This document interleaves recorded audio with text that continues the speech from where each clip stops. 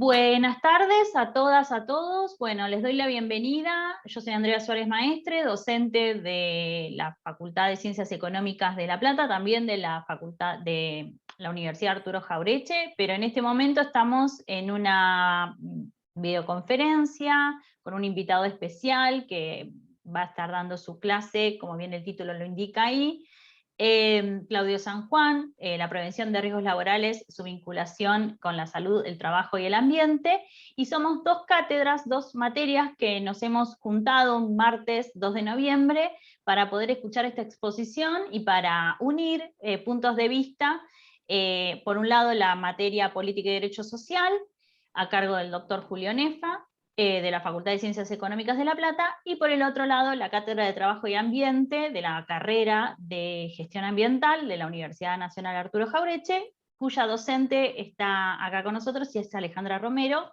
La presento y le cedo la palabra. Bueno, hola, ¿cómo están todos? Bueno, gracias a Julio, gracias a Andrea por dejarnos ser parte de la clase, de su clase. Y bueno, me pareció importante compartir este espacio, ya que las materias, el tema, digamos, el tema de hoy, que es prevención de riesgos laborales, tiene mucha vinculación con, digamos, con esta materia en particular, que trata diversos ejes, pero hace foco en cuál es la relación que existe entre el medio ambiente de trabajo y el medio ambiente general en la intervención y en la participación del sector trabajador. Cómo poder abordar estos dos aspectos tan importantes desde los espacios de trabajo con la participación de los trabajadores. Así que, bueno, les agradezco por la invitación y le doy paso a Claudio para que comience con su clase. Hola, buenas tardes. Creo que, no sé si el doctor Julio Nefa quería comentar algo. No, lo primero que, digamos, bueno, Claudio es un especialista en... Ay, no. Claudio es un especialista en estos temas, se desempeña en la Superintendencia de Riesgo del Trabajo y es dentro de ese organismo tal vez el que más conoce la legislación internacional y los convenios y recomendaciones de la OIT, y él de alguna manera es docente, participa en muchas actividades y ha asesorado a las autoridades y también pienso a algunas organizaciones sindicales o movimientos sociales sobre estos temas.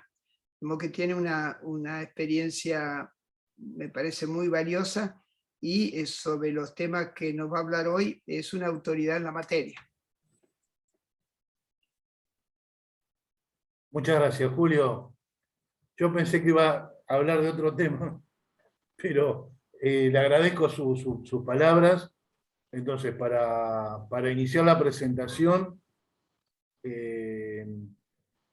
voy a tratar los siguientes temas que hacen a la vinculación de la prevención de riesgos del trabajo con la salud, el trabajo y el ambiente, ¿sí?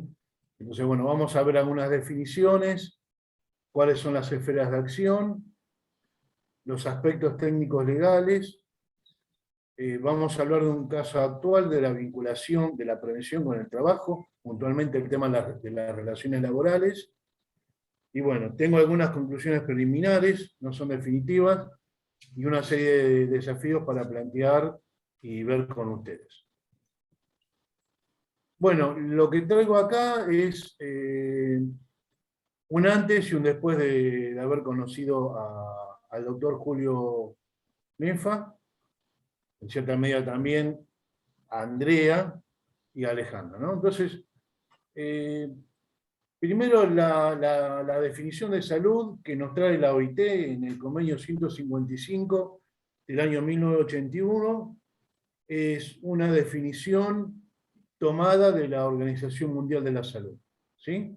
Que básicamente, ustedes la deben conocer, que dicen que la salud no es solamente ausencia de enfermedad, sino que es un completo estado de bienestar psicofísico, espiritual y social. Lo que ocurre es que en este caso lo está refiriendo a la salud en el trabajo, aunque tenga vinculación con las cuestiones que están por afuera del trabajo. ¿Sí? Para definir trabajo, tomo una definición del doctor Nefa sobre el trabajo humano, ¿no?, que ustedes también ya la deben conocer, que es la actividad voluntaria orientada hacia una finalidad. ¿Sí? Es una necesidad humana y un derecho, ¿no?, y al mismo tiempo la condición necesaria para la producción de bienes, servicios, información y conocimientos que tienen una utilidad social. Y finalmente, como ambiente, me voy a remitir inicialmente al ambiente de trabajo, también tomado del convenio 155 de la OIT, que dice que el ambiente de trabajo abarca todos los sitios donde los trabajadores, agrego yo, y las trabajadoras, ¿no?, en esa época no había enfoque de género, ¿sí? Permiso, voy a bajar el... Decía que el ambiente de trabajo abarca todos los sitios donde los trabajadores y trabajadoras deben permanecer o a donde tienen que acudir por razón de su trabajo, y que se hallan bajo control directo o indirecto del empleado. También reitero, convenio 155 de la OIT. Entonces, a partir de esta interrelación de estas tres definiciones, vamos a ver dónde surge esta vinculación, ¿no?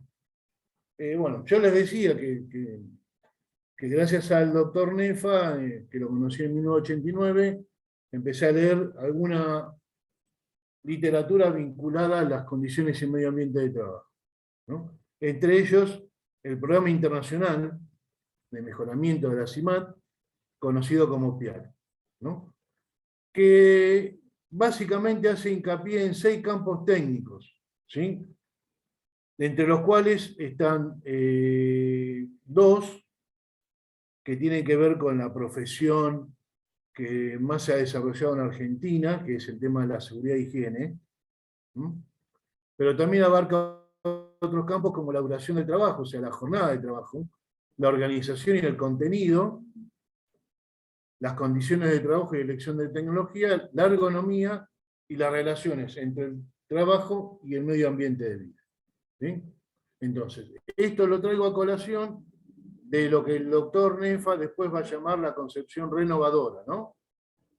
Lo que ocurre es que en ciertos aspectos no avanzamos hacia la concepción renovadora, y en los aspectos técnicos legales de la prevención de riesgos laborales están como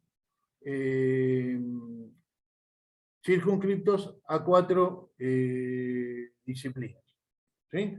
Las que mencioné antes: la higiene y la seguridad, la ergonomía, y recientemente, en un término que no existe en Argentina, pero que lo hemos adoptado los españoles, lo que se llama la psicosociología. Esto es la disciplina que estudia los factores psicosociales en el trabajo, que ahora van a entrar por la ventana del convenio 190 de la OIT sobre prevención de la violencia y el acoso, ¿no? Un convenio relativamente nuevo, creo que lo habrán estudiado, que es del año 2019, y bueno, tiene ciertas cuestiones que, a mi entender, están demoradas por la pandemia. Bueno, entonces, en un caso actual de la vinculación con el trabajo, me gustaría hablar algo referido al campo de las relaciones laborales y de la salud y seguridad, que es el proyecto reciente de ley para la creación de comités mixtos de salud, seguridad, medio ambiente y prevención de riesgos en el trabajo. Bueno, nuestra mirada sobre este proyecto tiene esta estructura que acompaña el mensaje de elevación del Poder Ejecutivo al Congreso acerca de las distintas cuestiones que tienen que ver con el proyecto de ley, si me disculpan la reiteración. Bueno, este es un tema que reciente, les comentaba, fue elevado el 7 de octubre próximo pasado al Congreso, y a la fecha se encuentra todavía en comisión, en la Comisión de Legislación de Trabajo de Diputados. O sea, no, este es un proyecto que no tiene dictamen para su tratamiento en el recinto, así que bueno, veremos. Ahí tienen el enlace donde puedan hacer el seguimiento de qué va a ir pasando con este proyecto. La ley, perdón, Claudio, la ley, porque existen, digamos, comités, hay ley provinciales, la de Buenos Aires y la de Santa Fe. Por supuesto. ¿Y Por esto supuesto, que es una ley profesora, nacional? veo que no he leído mi guía, pero No tuve. así la menciono y ya la voy a traer a colación. Entonces no hagan como la profesora, lean las guías que le manda acá este servidor. Bueno, Alejandra, vamos un poco más atrás, no tan atrás, porque se enoja el general, dirían. Entonces, para los que hablamos del tema de participación de los trabajadores, este no es un tema nuevo. ¿Sí? O sea, con Julio tenemos esta idea de estar buscando los antecedentes de la participación, que van hasta el siglo XVIII, pero bueno, para no ser tan densos, por lo menos de mi parte, voy a hablar del periodo democrático de la última restauración. Entonces, desde hace 38 años que se está hablando de proyectos. Lo importante de este proyecto es que es la primera vez en 38 años de democracia que lo eleva el Poder Ejecutivo al Congreso. ¿Sí? O sea, todos los proyectos que ustedes vayan a conocer a nivel nacional, ¿no? Para aceptar la corrección de la profesora Romero, no provincial, a nivel nacional, siempre fueron enviados desde la oposición, o a veces desde algún bloque oficialista, pero sin el guiño de Poder Ejecutivo. Entonces, acá lo importante entonces es que, habiendo transcurrido casi 40 años de democracia, recién ahora el Poder Ejecutivo envía un proyecto de ley. Bueno, ¿qué dice este proyecto de ley? Doctor, ¿me permite una intervención muy breve? Sí. Creo que lo que marca la diferencia, digo, pues también para ponerle un poco de contexto a esta discusión del comité, es que durante muchos años hubo una discusión si el comité mixto tenía que ser reglado, normado y establecido como un requisito obligatorio a través de una ley, como es en el caso, como bien decía Alejandra, en Provincia de Buenos Aires, es que esta discusión se dio y se saldó con una ley del 2012, o si tenía que ser parte de lo que habíamos estado un poco mirando en clases anteriores para el caso de los estudiantes y las estudiantes de ciencias económicas, dentro de las posibilidades que tienen los convenios colectivos de elevar el sistema de derechos por cada sector, ¿no? Entonces, esto era una discusión que desde muchos puntos de vista, digamos, del derecho laboral y de las perspectivas y posiciones que iban tomando los distintos actores del sistema de relaciones del trabajo, tanto las cámaras empresarias, los sindicatos y el propio Estado, era una discusión, digamos, que estaba ahí, en esa tensión de si realmente se necesitaba un marco regulatorio a nivel nacional, o que si esto iba a ser delegado dentro de la negociación, en el marco de lo que sería la negociación paritaria y dentro de los convenios colectivos de cada sector de actividad, dada también la heterogeneidad de sectores y, por ende, la heterogeneidad de estos comités en cuanto a las problemáticas a tratar, ¿no? Digo porque hay videos acá, si uno recorre YouTube, hay videos de la superintendencia, de inauguraciones de la superintendencia, en donde estas posturas y posiciones se explicitan, ¿no? Sí. Muy interesante tu intervención, Andrea, y tu recordatorio. Yo porque en un momento pensé en desconectarme de estos 40 años y pensar en este presente que está atado a otras cuestiones, ¿no? Pero lo que vos decís de la negociación colectiva es fundamental porque, por ejemplo, ya para empezar por el artículo 1, o sea, este proyecto de ley es solamente para empresas que tengan más de 100 trabajadoras y o trabajadores. ¿Sí? Entonces, quedará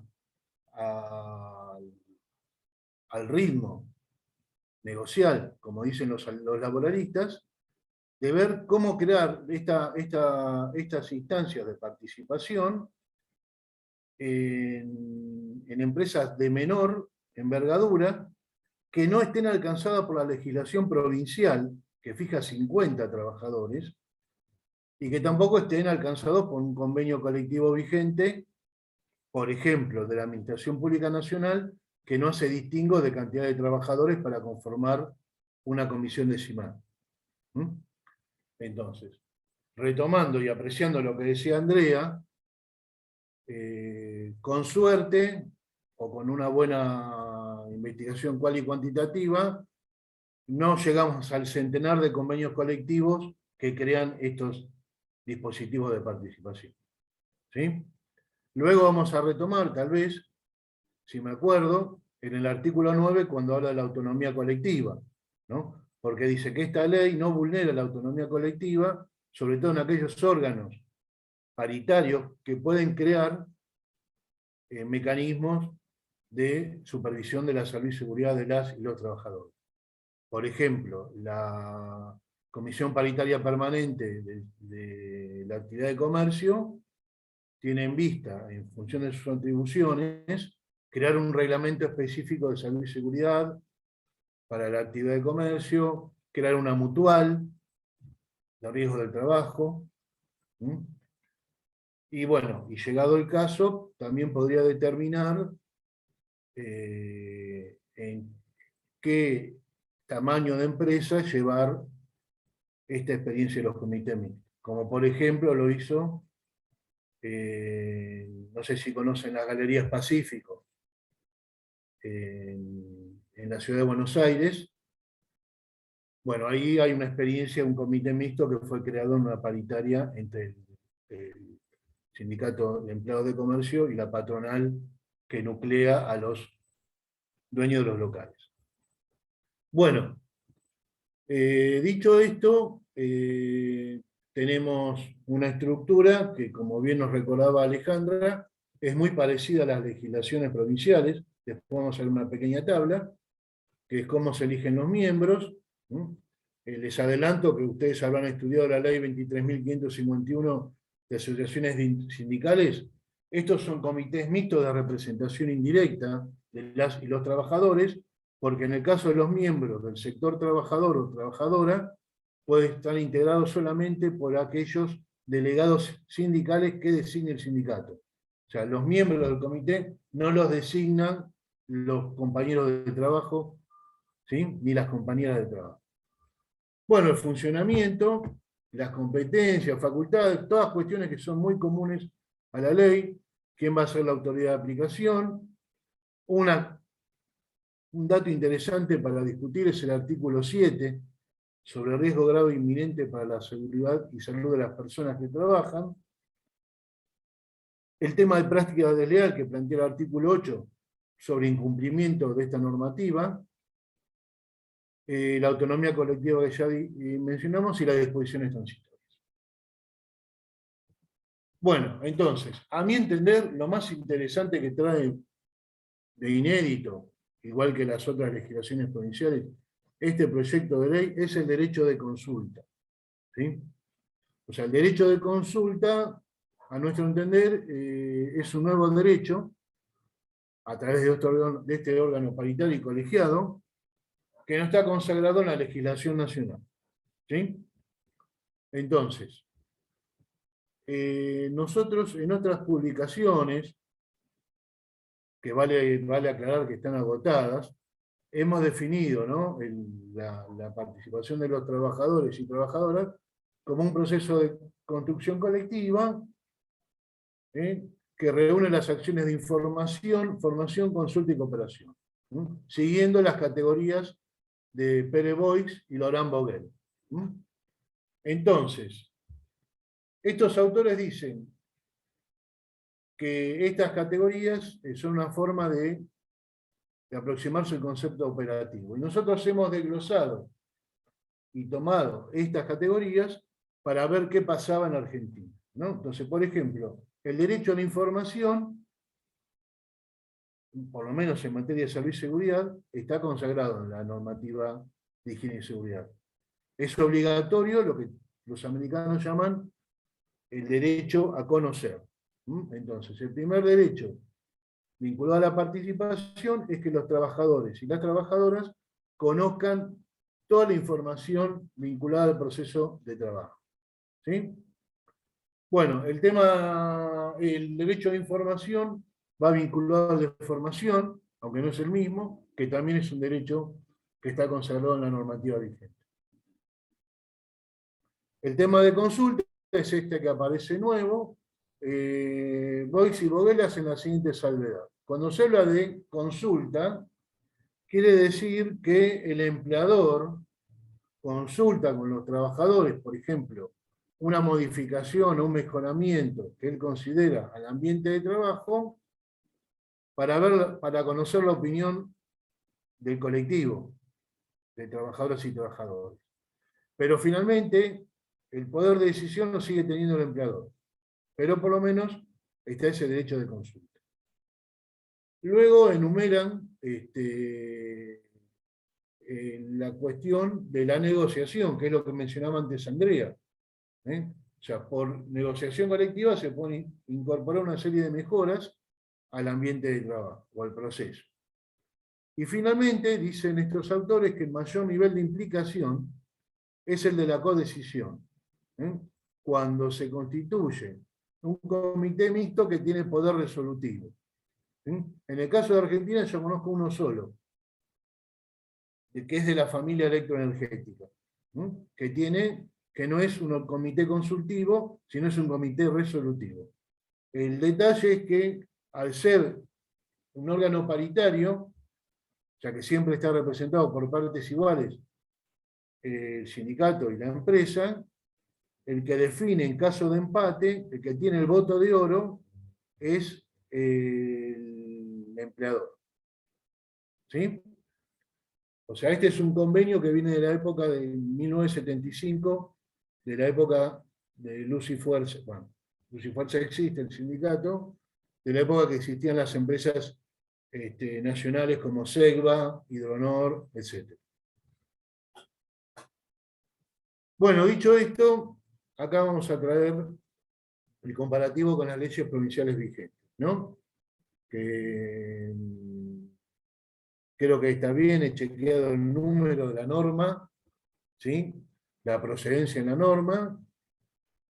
Por ejemplo, tenemos para la provincia de Buenos Aires una norma general que es de aplicación al sector privado, porque hay otra que es para el sector público, y dice que, bueno, que el número mínimo de trabajadores es de 50, que entre 10 y 49 se puede designar un delegado o una delegada de salud, higiene y seguridad en el empleo. Lo mismo el caso de la ley de Santa Fe y su decreto reglamentario, que lo denomina Comité de Salud y Seguridad, que tiene un número mínimo de 50 trabajadores o trabajadoras, y en el caso de una empresa menor, en una empresa de menor cantidad, se puede designar entre 10 y 49 trabajadores, se puede designar un delegado de salud y seguridad, pero como les comentaba antes, ¿no? Que tenga, que sea designado por el sindicato.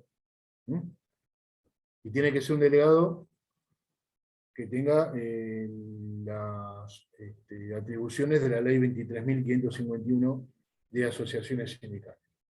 Bueno, a comparación con estas dos normas provinciales vigentes, la ley nacional establece... Sí. Si me dejas hacer una aclaración también. Adelante. Sí, solamente también para poder aportar algo. Es importante decir que si bien para la conformación del comité, la designación de delegado que va a representar, o delegada que va a representar a las y los trabajadores, es un delegado sí elegido por sus compañeros afiliados en el marco de lo que es la ley de asociaciones sindicales. Quizás lo que sí se define desde un poco la articulación con el sindicato o con la entidad sindical es cuál de todos los delegados o delegadas que tienen representación en ese establecimiento va a ser el que integre el comité. Y a su vez el comité, luego, seguro lo vas a decir, tiene otros roles, pero no es que el sindicato elige al delegado, sino que el delegado ya está previamente, es delegado porque ya fue previamente elegido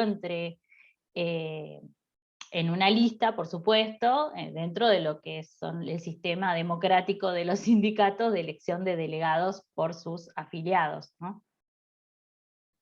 Sí, muy buena acotación, porque si uno va al derecho comparado, que de hecho en la guía lo tienen, en otros países no es así, ¿no? Argentina se caracteriza por tener una serie de particularidades, que es el modelo sindical, argentino es distinto al del resto del mundo, y bueno, y en materia de participación de los trabajadores, por lo menos a nivel de las Américas, también es el único país que todavía no tiene una ley nacional de comités mixtos. Esas particularidades son con las que uno tiene que lidiar para entender algunas cosas, por qué ocurren las cosas como ocurren, ¿no? Bueno, qué bien, ya llegan las conclusiones, ¿no? Porque acá estoy obviando algunas cuestiones del resto del contenido, pero bueno, el tema es así.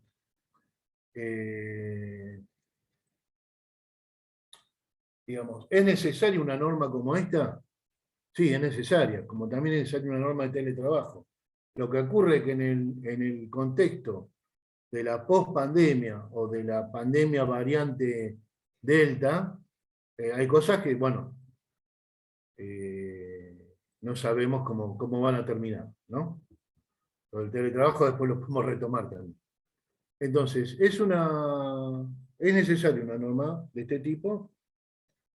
Dice el otro día, estaba hablando con Álvaro Orsatti, que también lo conocí en una actividad del doctor Nefa, que más allá de la negociación colectiva, que es lo que comentaba antes Andrea, esta norma ayuda a generalizar las medidas de prevención de riesgos, incluyendo la prevención de la violencia y el acoso, y la discriminación, que también está incluido en esta ley.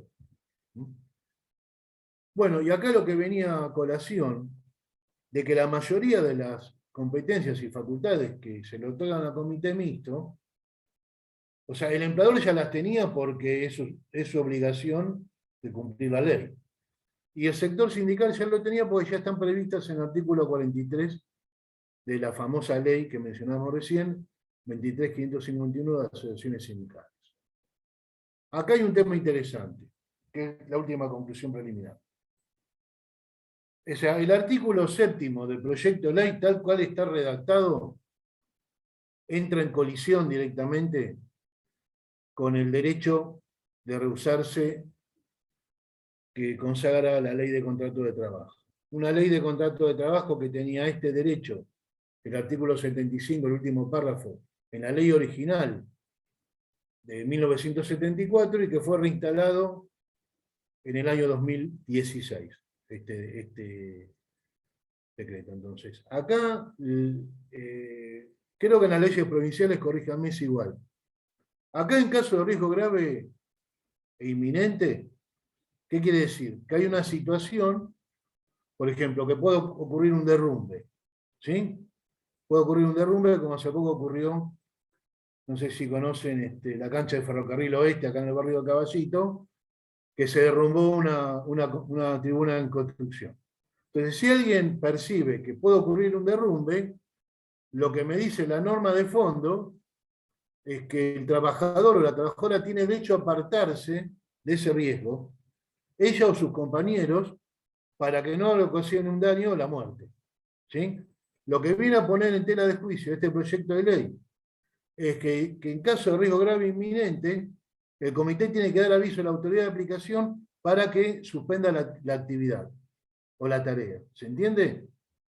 Entonces, a mi modo de entender, este artículo, si sale así como sale, va a requerir una interpretación y una aplicación armónica con el último párrafo del artículo 75 de la Ley de Contrato de Trabajo. Digamos, a grandes rasgos, estas son mis conclusiones preliminares. Tengo más pero los tengo formulados en forma de desafío. Que si me permiten avanzo, o bien, si hasta acá quieren hacer algún comentario. Os escucho. ¿Continúo? Andrea, Alejandra, ¿continúo? Sí, sí, continúe. Bueno, muchas gracias. Sí, Claudio. Bueno, entonces, ¿cuáles son los desafíos? El tema este de la retención de tareas que nos referíamos antes, dice la doctora Luciana Sensi, es una medida que consiste en abstenerse o negarse de realizar las tareas laborales cuando se advierte peligro hacia la salud y seguridad de la o del trabajador. Pero esta es una medida que emerge desde el derecho individual hasta la acción colectiva, ¿sí? Porque también corre el riesgo, aunque el convenio 155 dice que si uno ejerce este derecho no puede ser sancionado. ¿Se entiende? ¿Mm? Entonces, bueno, cuando se toman estas medidas, lo que tienen que entender las y los trabajadores, que tiene que ser una acción colectiva, salvo que la persona esté sola. ¿Sí? Bueno, entonces el desafío es cómo implementar un procedimiento o facilitar una formación para que esto se pueda ejercer, ¿no? Después me gustaría dar algunos ejemplos, sin herir susceptibilidades, ¿no? Bueno, en el plano normativo, este derecho es un derecho supralegal, está por encima de la ley argentina porque proviene del artículo 13 del convenio 155, independientemente de la ley de contrato de trabajo. En el plano operativo hay dos ejes: el contexto del conocimiento y la experiencia de las y los trabajadores y las consecuencias sobre las conductas de los empleadores. Porque muchas veces hay situaciones que los empleadores no quieren suspender la tarea por cuestiones del ritmo de producción, por cuestiones del ritmo de finalización de la obra, entonces después ocurren las cuestiones que ocurren, ¿no? Por ejemplo, acá para el primer eje, en cuanto al tema del contexto del conocimiento y la experiencia de los trabajadores, ¿qué tipo y cuál tipo de formación necesitamos? Voy a citar a Ángel Cárcova Alonso, que es un ex dirigente de comisiones obreras, un especialista en derecho, en el modelo obrero y en salud y seguridad, que él dice: yo no tengo nada que ver con la cultura de la prevención de los empresarios, y con los códigos de buenas prácticas, ¿no? Entonces esto como para marcar un andarivel y decir, bueno, acá las cuestiones tienen que ser a partir, o sea, así como los empleadores se dan su propia lógica de prevención, en esto también ocurre del lado de las y los trabajadores. Un fundador del modelo obrero, el doctor Gastón Marri, dice que hay que recuperar el control de la nocividad en el ambiente de trabajo. Y lo señala como una debilidad del movimiento sindical, ¿no? Dice: es una debilidad que, pudiendo haber conquistado la hegemonía teórica y práctica sobre el control de la nocividad ambiental, se ha regresado a la vieja concepción que hoy caracteriza la Directiva Marco Europea sobre Salud y Seguridad del Trabajo, que es el predominio del empresario y del técnico respecto al conocimiento y la experiencia de los trabajadores. Bueno, esto es un tema fundamental. Yo no digo de volver al modelo obrero, porque no estamos en Turín, no estamos en la década del 60, pero creo que tiene que haber algún punto de inflexión respecto al tema del control de los y las trabajadores en el ambiente de trabajo. ¿Sí? Por ejemplo, a modo, hay un hecho luctuoso que nos va, a mí me acompaña, no todos los aniversarios, ¿no? Sino cada vez que ocurre algo. ¿Ustedes se acuerdan del accidente en la escuela de Moreno? ¿Mm? Ahí ocurrió un accidente por un escape de gas, ¿sí? Donde tanto la vicedirectora y la auxiliar de la escuela continuaron trabajando pese al problema, hasta donde yo tengo entendido, de los escapes de gas que había, porque ellos sentían la responsabilidad de preparar la alimentación para los y las alumnas, ¿no? No sé si lo recuerdan la situación, ¿sí? Sandra y Bueno, Rubén. exactamente.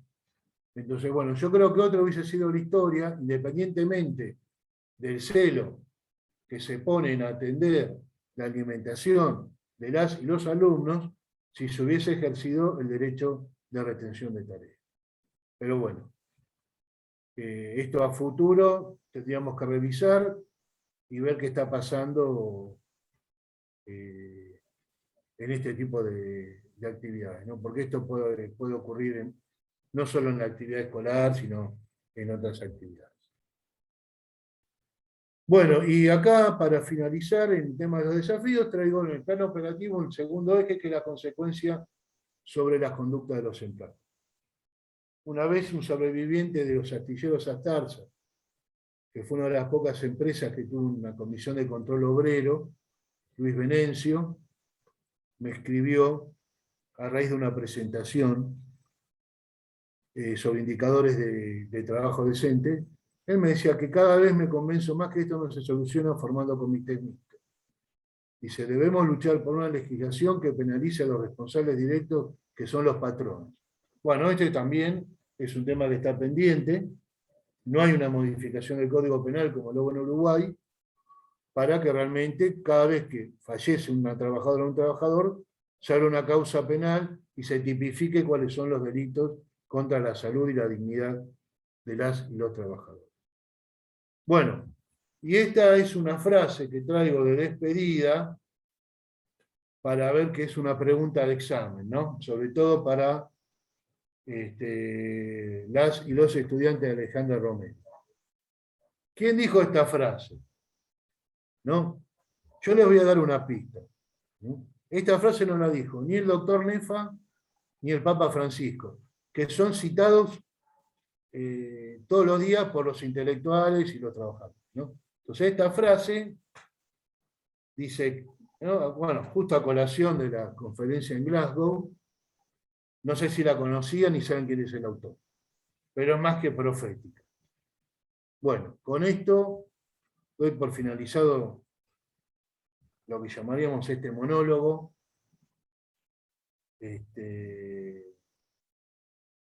Y quedo a la disposición de usted.